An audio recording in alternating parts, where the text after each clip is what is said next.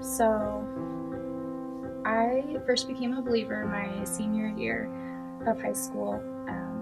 I had great parents, but they were not believers, and I started dating a guy who he and his family were very solid believers. They went to church every Sunday. He did youth group. He was actually friends with a lot of the same friends that I had, and they just welcomed me into their family right away, showed me a love that was different than what my parents had offered me, and it was kind of hard to explain, and still is really, but what I know now is that was Christ coming through and their love for me.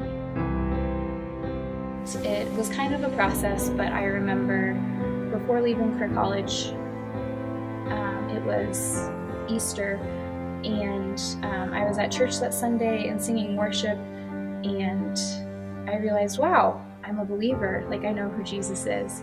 And that was kind of not the moment that I came to be a believer, but the moment that I realized who I was.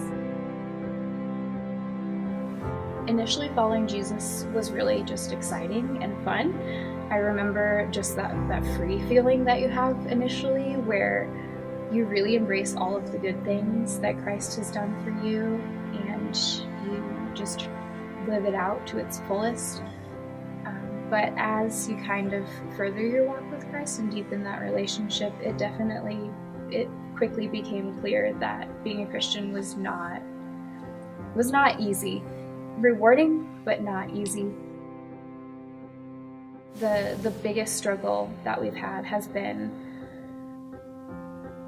trusting Christ through the hard times, and kind of processing how that plays into God's plan, knowing that He's a good God, but these bad things happen. About 3 years ago, my husband and I started to try to have a baby. We wanted to start our family, and we got pregnant within a couple of months of trying, and it was the most exciting thing.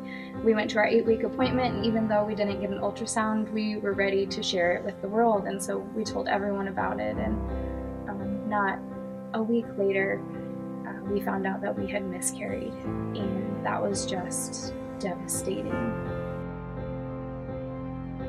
I remember after the first one,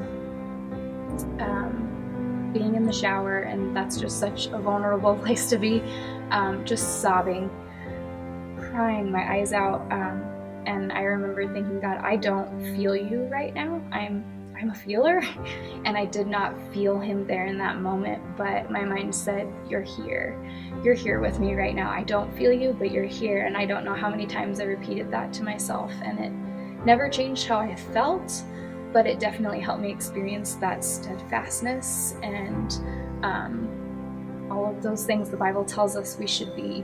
And so that was kind of a moment where I was able to, my heart and mind were able to kind of come together, and it was like I didn't feel it, but I knew it, and so my heart could kind of go along with that a little bit, and that definitely helped me get through the next 2 miscarriages as well. I'm so worn out from the grief and the waiting that I've just gotten to a point where I am struggling to find joy in a lot of just regular things that I would have been really excited about. I started looking for something to help me better understand that and work through that, and I found a podcast all about finding joy in various situations. And one of the women on that podcast said, if you don't get what you ask for, you're asking God, and He never gives that to you, or life isn't what you expect of it, is Christ still enough for you? I met with a friend, and she let me air that. It was the first person I had shared that with, and I was feeling pretty vulnerable about it, because it's really hard to be a Christian of, 8-9 years now, and to admit that I'm just not in a place where I don't know if I could say Christ is enough if this never happens for us.